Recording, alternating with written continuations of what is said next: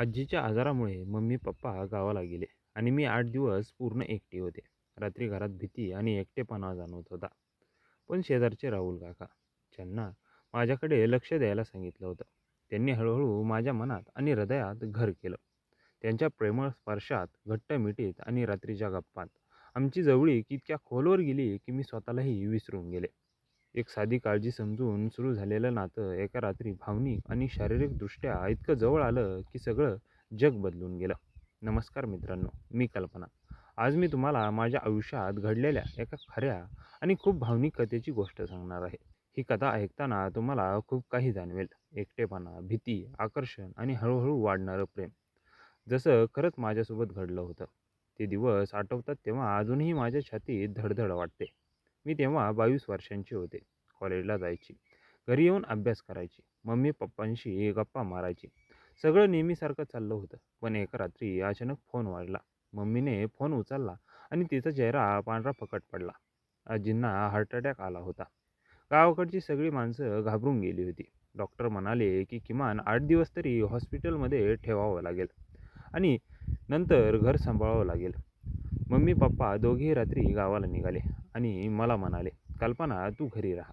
College चालू आहे. तू एकटी कुठेही जाऊ नकोस. आम्ही लवकर परत येऊ. मी होकार दिला. पण मनात भीती होती. इतक्या मोठ्या फ्लॅटमध्ये मी एकटी. मुंबईची रात्र किती शांत आणि किती भयावह वाटते.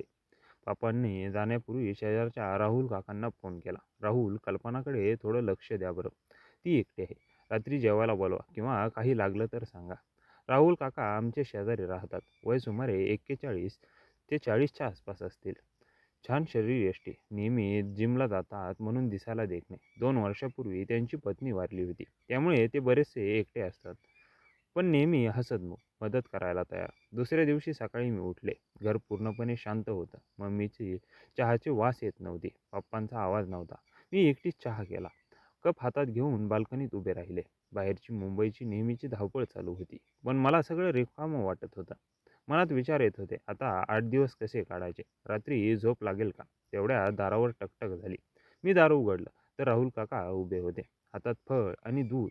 कल्पना बेटा, कशी आहेस? पप्पांनी सांगितलंय तुला एकटी राहायचे आहे म्हणून. रात्री झोप लागली का? त्यांचा आवाज इतका मऊ आणि काळजीने भरला होता की मला बरं वाटलं. मी हलका हसले. काका, मी ठीक आहे. थोडीशी भीती वाट, पण सवय होईल. असं कसं? तू एकटी? एवढं मोठं घर. चल आज संध्याकाळी आमच्याकडे जेवायला ये. मी स्वतः बनवतो. एकटी काय करणार? त्यांनी आग्रह केला. मी नको म्हणाले, पण ते ऐकायला तयार नव्हते. शेवटी मी होकार दिला. दिवसभर कॉलेज आणि अभ्यासात गेला. संध्याकाळी 7:30च्या सुमारास मी तयार झाले.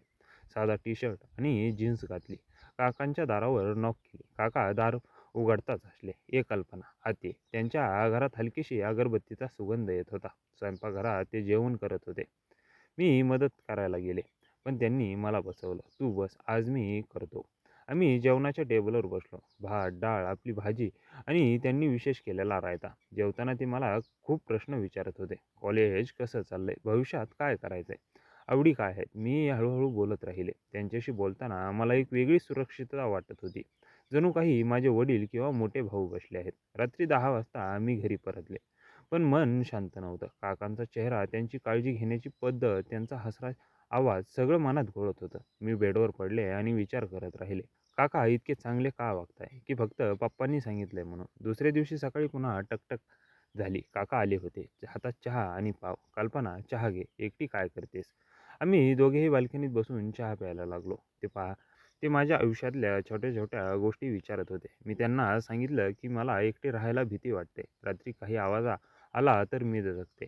त्यांनी हलक्या हाताने माझ्या खांद्यावर थोपटलं. "काळजी करू नकोस. मी शेजारीच आहे. काहीही झालं तर हाक मार." त्यांचा स्पर्श फक्त क्षणभराचा होता. पण मला एक उबदार भावना जाणवली. मी स्वतःला समजावलं, ते काका आहेत, वयाने मोठे आहेत, मदत करतायत. पण मनात कुठेतरी एक छोटीशी लहर उसळली होती. दिवस गेला आणि संध्याकाळी पुन्हा आम्ही एकत्र होतो. यावेळी त्यांनी एक जुना सिनेमा लावला. आम्ही सोफ्यावर बसून बघत होतो. हवा थंड होती. मी थोडे थरथरले. काकांनी आपला शॉल घेऊन माझ्या खांद्यावर टाकला. "थंडी लागते तुला." त्यांचे डोळे माझ्याकडे पाहत होते. त्यांना काळजी होती, पण त्याहून जास्त काहीतरी, जे मी तेव्हा ओळखू शकले नाही. मी त्यांच्याकडे पाहिले. त्यांचा चेहरा जवळ होता. माझ्या मनात विचार आला की 8 दिवसात मी एकटी नाही, काका आहेत. त्या क्षणी मला खूप बरं वाटलं. एकटेपणाची जाणीव कमी झाली. पण खरं तर त्यानंतरची गोष्ट अजून वेगळी होती. तिसरा आणि चौथा दिवस असा गेला, की मला वेळ कधी गेला तेही कळलं नाही. दुसऱ्या दिवशी सकाळी काका पुन्हा आले. हातात ताजा नाश्ता, पोहे आणि चहा. "कल्पना, उठलीस का? एकटीने काय खाल्लंस?" त्यांचा आवाज ऐकताच मला हसू आलं. मी त्यांना आत बोलावलं. आम्ही दोघेही स्वयंपाकघरात बसलो. मी पोहे गरम करत होते, चहा बनवत होते. छोट्या-छोट्या गोष्टीत आम्ही बोलत होतो. त्यांनी मला सांगितलं, की त्यांची पत्नी गेल्यापासून घर रिकामं वाटतं. "तुम्ही एकटे कसे काढता काका?" मी विचारलं. ते हलक्या आवाजात म्हणाले, "कधी-कधी फार कठीण वाटतं कल्पना, पण आयुष्य चालू ठेवावं लागतं." त्यांच्या डोळ्यात दुःख दिसलं. मला त्यांना जवळ घेऊन दिलासा द्यावा वाटला. पण मी फक्त हातावर हात ठेवला. "मी आहे ना आता बोलायला," मी म्हणाले. ते हसले. त्या हसण्यात काहीतरी वेगळं होतं. दिवसभर कॉलेज झाल्यावर संध्याकाळी मी त्यांच्याकडे गेले. त्यांनी आज चिकन बनवलं होतं. आम्ही जेवताना खूप हसत होतो. ते माझ्या कॉलेजच्या गोष्टी, मित्र-मैत्रिणी सगळं स्वप्न विचारत होते. मीही त्यांना विचारलं त्यांच्या जिमचा रुटीन, आवडती गाणी, काय वाचता. आमच्या गप्पा रात्री 11 वाजेपर्यंत चालल्या. रात्री परतताना बाल्कनीत थांबलो. हवा थंड होती. मी थरथरले. काकांनी लगेच आपलं स्वेटर काढून माझ्या खांद्यावर टाकला. "थंडी लागेल तुला बेटा." त्यांचे हात माझ्या खांद्यावर थोडे जास्त वेळ राहिले. मला एक वेगळी ऊब जाणवली. मनात विचार आला, हे काय होतंय? ते काका आहेत, पण मला त्यांच्याजवळ बसल्यावर इतकं सुरक्षित का वाटतंय? त्यानंतर रोजची सवय झाली. सकाळी चहा, दुपारी कधी-कधी फोनवर बोलणं, संध्याकाळी एकत्र जेवणं. 5व्या दिवशी आम्ही सोफ्यावर बसून जुना रोमॅन्टिक सिनेमा बघत होतो. चित्रपटात नायक-नायिका एकमेकांना जवळ येत होते. मी चोरून काकांकडे पाहिले. त्यांचे डोळे पडद्यावर होते, पण त्यांचा चेहरा गंभीर होता. मी हलकंच म्हणाले, "काका, तुम्हाला कधी प्रेमात पडल्यासारखं वाटलंय का?" ते माझ्याकडे वळले. "पडलो होतो, खूप वर्षांपूर्वी, पण आता ते थांबले आहे." मी त्यांच्या हातात हात घेतला. "आता काय?" मी हळूच विचारलं. त्यांनी माझा हात घट्ट धरला. "आता तुझ्याशी बोलताना खूप बरं वाटतं कल्पना.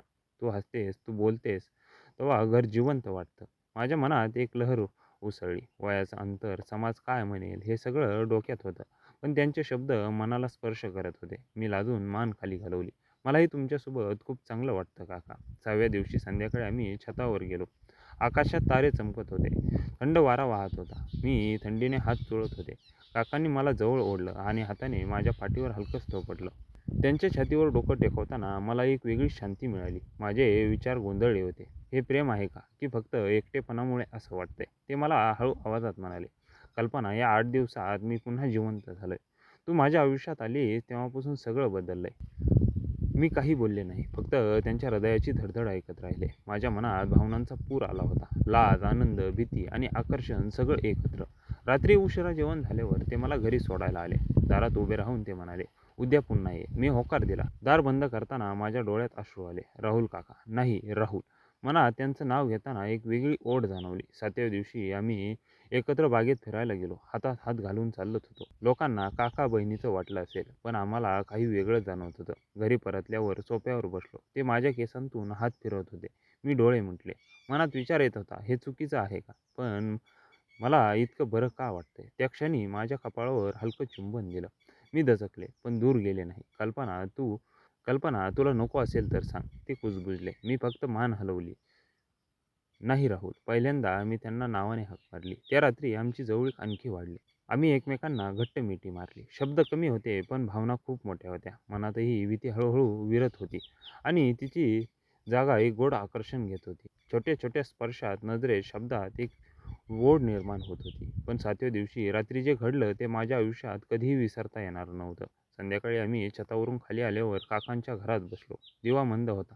टीव्ही बंद होता. आमच्यात फक्त गप्पा चालू होत्या. मी त्यांच्या शेजारी बसले होते. त्यांचा हात माझ्या हातात होता. माझं मन गोंधळलं होतं. एकीकडे भीती वाटत होती. हे काय चाललंय? वयाचं अंतर, समाज, मम्मी-पप्पा. पण दुसरीकडे त्यांच्याजवळ बसल्यावर सुरक्षित आणि प्रेमळ वाटत होतं. ते मी कधीही अनुभवलं नव्हतं. "कल्पना, तुला खरंच नको असेल तर सांग बेटा." राहुलने हळू आवाजात म्हटलं. त्याचे डोळे माझ्या खोलवर पाहत होते. मी काही बोलले नाही. फक्त त्यांच्या छातीवर डोकं टेकवलं. त्यांनी मला घट्ट मिठी मारली. त्यांचा उबदार श्वास माझ्या केसांत पडत होता. त्या क्षणी मला वाटलं की जगातील सगळी भीती दूर झाली आहे. हळूहळू त्यांचे हात माझ्या पाठीवर फिरत होते. माझ्या शरीरात एक वेगळीच लहर उसळली. मी डोळे मिटले. "राहुल." मी पहिल्यांदा पूर्ण नावाने हाक मारली. त्यांनी माझं कपाळ, गाल आणि नंतर ओठांवर हळूहळू चुंबन दिले. ते चुंबन इतकं मऊ आणि भावनिक होतं की माझे डोळे भरून आले. मीही त्यांना प्रतिसाद दिला. आमचे हात एकमेकांना घट्ट धरून होते. ते मला हळूच त्यांच्या खोलीत घेऊन गेले. खोलीत फक्त एक छोटा दिवा जळत होता. मी थोडे घाबरले होते. पण त्यांच्यातला विश्वास मला रोखू शकत नव्हता. "मी तुला कधीही दुखावणार नाही कल्पना." ते कुजबुजले. मी मान डोलावली. आम्ही एकमेकांच्या जवळ आलो. त्यांनी मला प्रेमाने मिठी मारली. आमचे शरीर एकमेकांना स्पर्श करत होते. त्या क्षणी शब्द कमी झाले. फक्त भावना बोलत होत्या. मी त्यांच्या छातीवर डोकं ठेवून त्यांच्या हृदयाचा आवाज ऐकत होते. त्यांचे हात माझ्या केसांतून पाठीवर फिरत होते. प्रत्येक स्पर्शात काळजी होती, प्रेम होतं आणि खूप वर्षांच्या एकटेपणाची तहान होती. मीही त्यांना घट्ट धरून होते. मनात विचार येत होते, हे प्रेम आहे का? खरं प्रेम? वय, समाज, सगळं काही असो. या क्षणी फक्त मी आणि तो आहोत. आम्ही रात्रभर एकमेकांच्या जवळ होतो. बोलत होतो, चुंबन घेत होतो. आम्ही एकमेकांना समजून घेत होतो. त्यांनी मला सांगितलं, की पत्नी गेल्यापासून त्यांना असं प्रेम आणि स्पर्श कधीच मिळाला नव्हता. तू आलीस तेव्हा जणू माझं आयुष्य फुललं होतं. ते म्हणाले. मी रडले. मलाही एकटी राहिल्यावर खूप भीती वाटायची. पण तुमच्यासोबत सगळं बरं वाटतंय. ती रात्र खूप लांब आणि भावनिक होती. आम्ही एकमेकांत विरघळलो होतो. शरीर आणि मन दोन्हीही जोडले गेले होते. सकाळी जेव्हा मी त्यांच्या बाजूला जागी झाले तेव्हा लाज वाटली, पण आनंदही खूप होता. राहुलने मला जवळ ओढलं आणि म्हणाला, "काय झालं कल्पना? पश्चाताप वाटतोय का?" मी त्यांच्या डोळ्यात पाहिलं आणि हलका हसले. "नाही, फक्त थोडं नवं वाटतंय, पण चांगलं वाटतंय." त्यांनी माझ्या कपाळावर चुंबन दिलं. आम्ही उठलो. एकत्र चहा केला. सकाळचा उजेड खोलीत आला तेव्हा सगळं स्वप्नासारखं वाटत होतं. पण मनात एक छोटीशी भीती होती. उद्या मम्मी-पप्पा येणार आहेत. हे सगळं कसं चालणार? तरीही तो दिवस आम्ही एकत्र घालवला. दुपारी आम्ही हातात हात घालून घरात फिरलो. संध्याकाळी त्यांनी मला आवडीचं जेवण बनवलं. आम्ही बोलत होतो, हसत होतो आणि एकमेकांना आश्वासन देत होतो, की प्रेम खरं आहे. मित्रांनो, ती रात्र माझ्या आयुष्यातील सर्वात भावनिक आणि खास रात्र होती. एकटेपणा संपला होता आणि त्याची जागा एक नवं नातं जन्माला आलं होतं. त्या रात्रीनंतर सगळं जग वेगळं दिसू लागलं होतं. पण 8वा दिवस उजाडला तेव्हा माझ्या मनात आनंदासोबत उदासीही होती. आज मम्मी-पप्पा परत येणार होते. सकाळी उठल्यावर मी राहुल काकांच्या घरात होते. ते स्वयंपाकघरात चहा बनवत होते. मी त्यांच्या मागे जाऊन त्यांना मिठी मारली. "राहुल, आज शेवटचा दिवस." माझा आवाज गळून गेला. त्यांनी वळून मला घट्ट जवळ घेतलं. त्यांच्या छातीवर डोकं ठेवून मी रडले. "घाबरू नकोस कल्पना. हे संपलेलं नाही. ही सुरुवात आहे." ते हळू आवाजात म्हणाले. आम्ही एकत्र चहा प्यायला टेबलावर बसून आम्ही खूप बोललो. त्यांनी मला सांगितलं, की या 8 दिवसात त्यांना पुन्हा जगण्याची इच्छा निर्माण झाली आहे. "तू हसतेस, बोलतेस, माझ्या जवळ येतेस तेव्हा मला वाटतं, की आयुष्यात अजूनही खूप काही बाकी आहे." मी त्यांच्या हातात हात देत म्हणाले, "मलाही तसंच वाटतं. एकटी राहिल्यावर मी इतकी घाबरले होते, पण तुम्ही आलात आणि सगळं बदललं." दुपारी आम्ही घरात राहिलो. त्यांनी मला आवडणारं जेवण बनवलं. जेवताना आम्ही हसत होतो, पण डोळ्यात पाणीही होतं. त्यांनी मला विचारलं, "आता मम्मी-पप्पा आले, की तसं कसं करायचं?" राहुल माझ्या केसांत हात फिरवत उत्तर दिलं, "आपण सावकाश चालू. मी तुझी वाट पाहीन. तुला कधीही गरज लागली तर मी आहे." हे प्रेम लपवायचं नाही, फक्त योग्य वेळेची वाट पाहायची. त्यांचे शब्द ऐकून मला बळ मिळालं. संध्याकाळी आम्ही बाल्कनीत बसलो. सूर्य मावळत होता. मी त्यांच्या खांद्यावर डोकं ठेवलं. "राहुल, मला वाटतंय, की मी तुझ्याशिवाय राहू शकणार नाही. तू माझी ताकद आहेस, कल्पना आहेस." आम्ही एकमेकांना घट्ट मिठी मारली. त्या मिठीत सगळं प्रेम, आश्वासन आणि भावना भरलेली होती. रात्री 7च्या सुमारास मम्मी-पप्पांचा फोन आला. ते स्टेशनवर पोहोचले होते. राहुलने मला घरी सोडलं. दारात उभे राहून ते म्हणाले, "मी शेजारीच आहे. हिंमत ठेव." मी त्यांच्या गालावर हलकंसं चुंबन दिलं आणि घरी आले. घर पुन्हा पूर्वीसारखं दिसत होतं. पण मी बदलले होते. मम्मी-पप्पा आले. त्यांनी आजीची तब्येत बरी असल्याचं सांगितलं. मी त्यांना चहा दिला. जेवण वाढलं. सगळं सामान्य दिसत होतं. पण माझ्या मनात राहुल होते. रात्री झोपताना मी विचार करत होते, हे कसं चालेल? पण प्रेम खरं असेल तर काहीही शक्य आहे. दुसऱ्या दिवशी सकाळी राहुल काका येऊन भेटले. पप्पांशी बोलले. मम्मीला विचारपूस केली. सगळ्यांसमोर आम्ही नेहमीसारखं वागत होतो. पण जेव्हा क्षणभर एकांत मिळायचा तेव्हा त्यांचे डोळे मला सांगायचे, की ते आहेत.